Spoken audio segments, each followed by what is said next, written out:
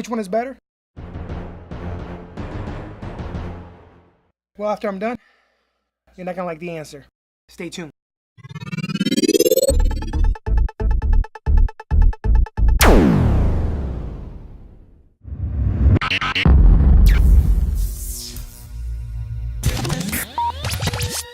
Hey guys, thank you for coming back to my channel. You are at Sound Contagious Studio.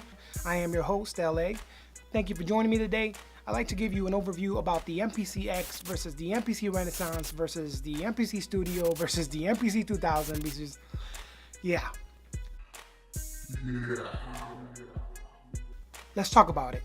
Let me tell you why this should not be such a difficult thing. Let me give you a little backstory about how I came across the MPC. So back when I started to explore sampling, a friend of mine had the was the Insonic ASR 10. He was a beast on this machine. Now it took me a while to get used to it. I think it came with like 2 megabytes of sampling time. It was a little bit awkward for me to mess with. He already had it for months. When I got a hold of it, I just couldn't get around the fact that the way he chopped the samples. I mean, he was genius with it. I just couldn't deal with it too much.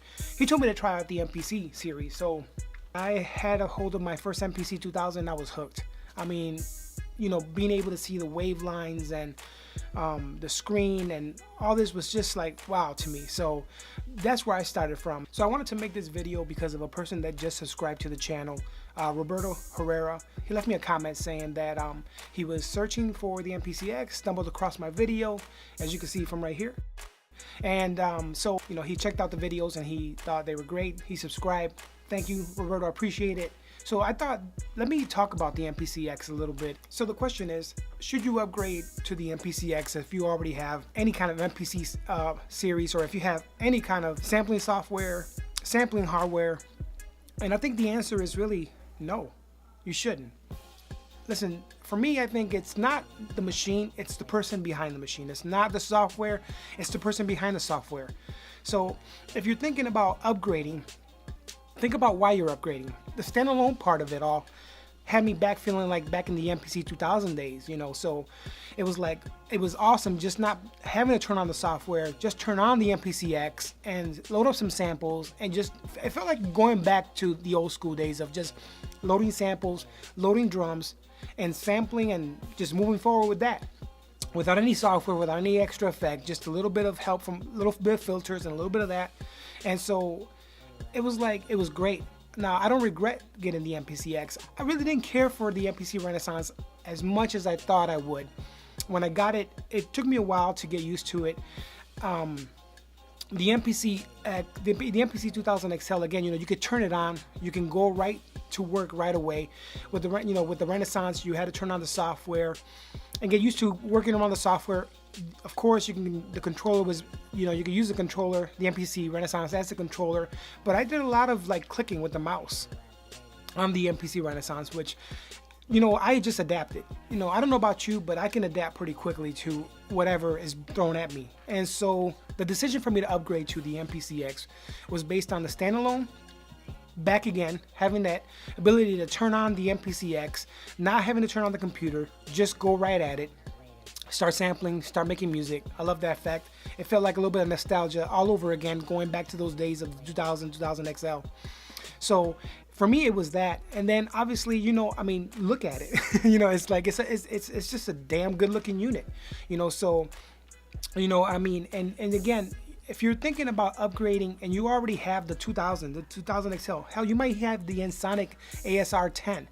I wouldn't upgrade. You know, if you're mastering that piece of hardware or that piece of software, I would stick with that. It's not the software, it's not the hardware, it's not the software, it's the person behind it and how much you're learning from that unit, how much knowledge you have to be able to make the music that you want and make it sound good. So, you know, I know that's not the answer you wanted to hear. You probably wanted to hear me say, you know, get the MPC X. The MPC Renaissance is garbage. The MPC 2000 is old school.